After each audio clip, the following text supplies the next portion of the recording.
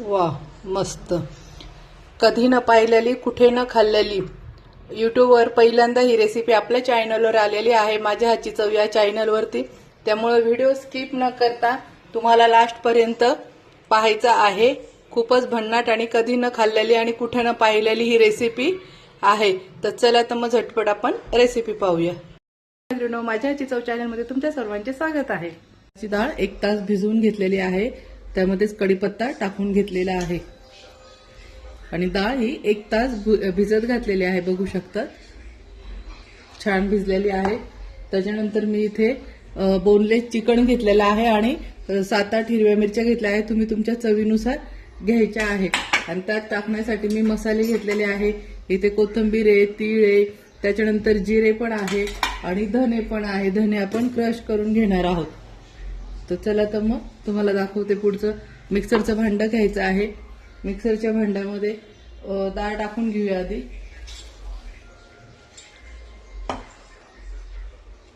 त्याच्यानंतर हिरव्या मिरच्या पण टाकून घ्यायच्या आहे आणि अर्ध चिकन टाकून घ्यायचं आहे आणि अर्ध चिकन ह्या डाळीमध्ये दळायचं म्हणजे छान एकजीव होतो.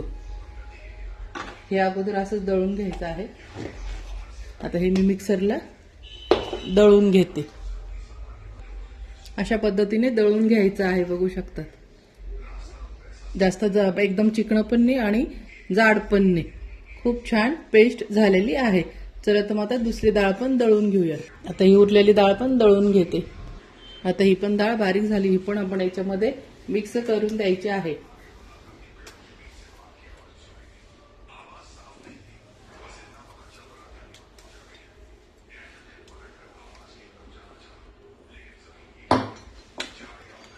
आता त्यामध्ये आपण जिरे, तीळ आणि कोथिंबीर घेतली ती पण टाकून घ्यायची आहे लगेच.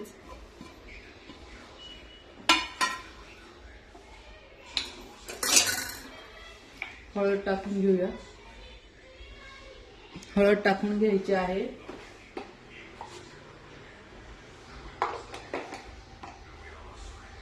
इथे थोडासा मी घरचा किचन किंग मसाला घेतलाय, तो पण टाकून घेत आहे. आता यामध्ये आपण धने टाकून घ्यायचे आहेत. धने अख्खले अर्धे क्रश करून घ्यायचे आहे. फक्त जास्त बारीक करायचे नाही. तुमच्याकडे असं नसेल तर तुम्ही खलबत्त्यामध्ये किंवा लाटण्याने पण असे अख्खले अर्धे करून घ्यायचे आहे. असं केल्याने, क्रश केल्याने धण्याचा वास खूप छान येतो आणि आपल्या वड्यांना पण खूप छान एक चवच वेगळी येते.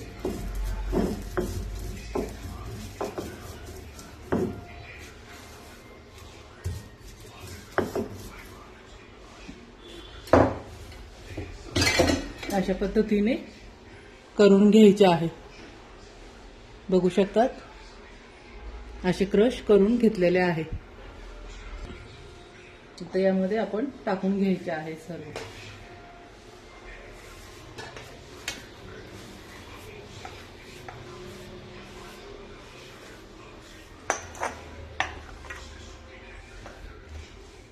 आता यात चवीनुसार मीठ टाकून घेऊया. चवीनुसार मीठ टाकून घ्यायचं आहे.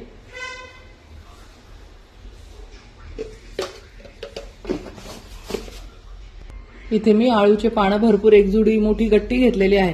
आता आपण ही पण बारीक चिरून घ्यायची आहे अगोदर ती.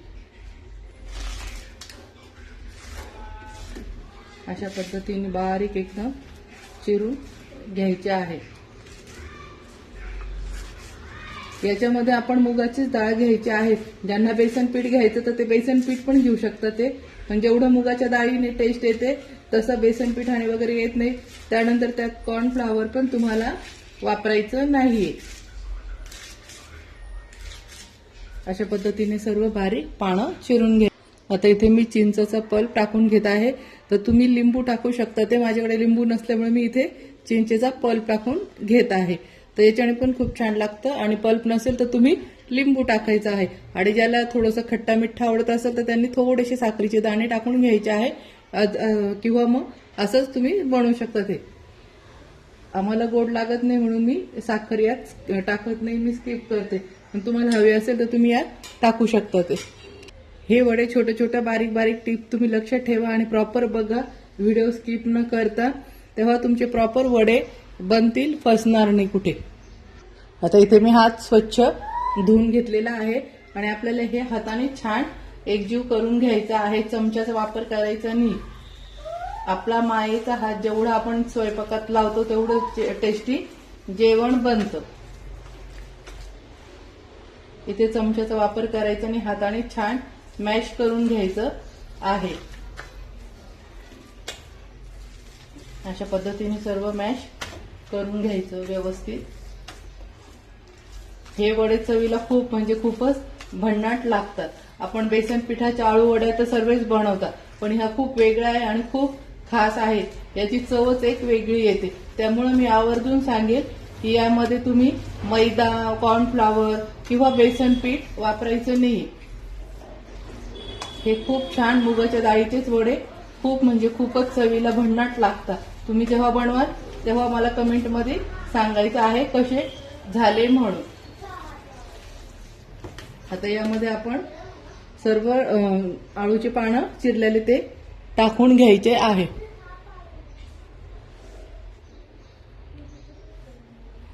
आता हे पण छान असं एकजीव करून घ्यायचं आहे.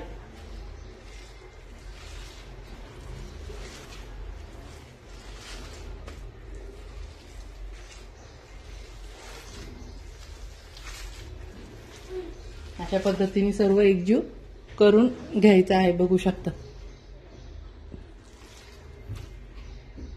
चला तर मग आपण आता याचे वडे बनवून घेऊया. इथे मी चाळणी घेतलेली आहे. आता चाळणीमध्ये आपण असे मोठे मोठे घ्यायचे आहे उंडे करून.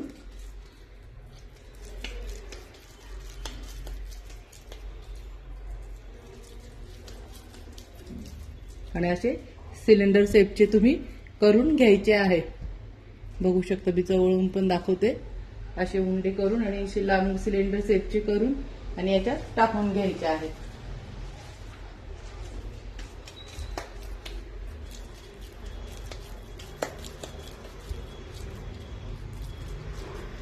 अशा पद्धतीने सर्व करून घेऊया आपण. आता इथे मी कढईत पाणी ठेवलं आहे उकळायला.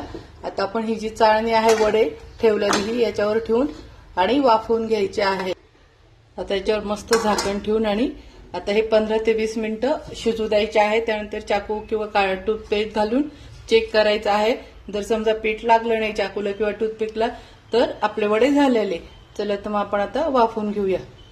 कधी कधी हे 10 मिनिटात पण होतं, पण चिकन असल्यामुळे आपण 12 ते 15 मिनिटं वाफवून घ्यायचे आहे. आपण यामध्ये चिकन कच्च टाकलेलं आहे का पाहून घेऊया.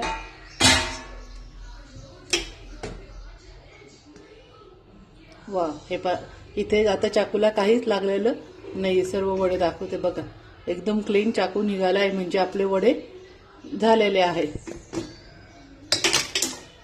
आपले वडे क्लिअर झालेले आहे. आता आपण हे काढून घ्यायचे आहे आणि थोडेसे 5-1 मिनिटं थंड होऊन आणि नंतर त्याचे काप करून घेऊया. बघा किती छान झालेले आहे. आता आपले आळू वडे मस्त थोडे कोमट झालेले आहे, खूप पण नाही, पण छान झाले आहे. आता अशा पद्धतीने आपण सर्व वडे कापून घ्यायचे आहे. जास्त बारीक पण नाही आणि जास्त जाड पण नाही. तुम्हाला दाखवते. हे बघा वाफा चिर राहिला अजून, पण तुम्हाला दाखवण्यासाठी पटकन चिरलाय. हे बघा अशा पद्धतीने बघू शकता. हे दिसायला एवढे भन्नाटे चवीला तर त्याच्यापेक्षाही खूप भन्नाट आहे.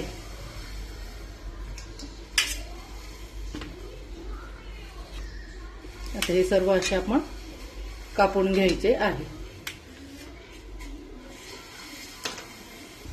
बघू शकता मैत्रिणींनो, हे छान आपले वडे कापणं झालेले आहे. बघू शकता साईज पुन्हा एकदा.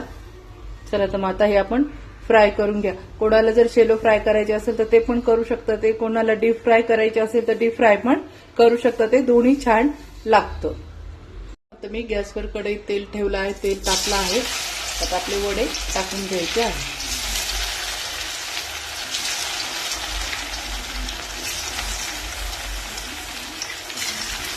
कढई जेवढे बसतील तेवढे टाकून घ्यायचे आहे. असे छान परतून घ्यायचे आहे.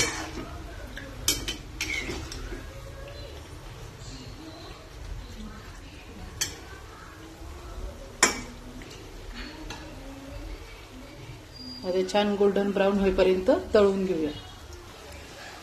अशा पद्धतीने छान तळून घ्यायचे आहे आणि आता आपण काढून घेऊया.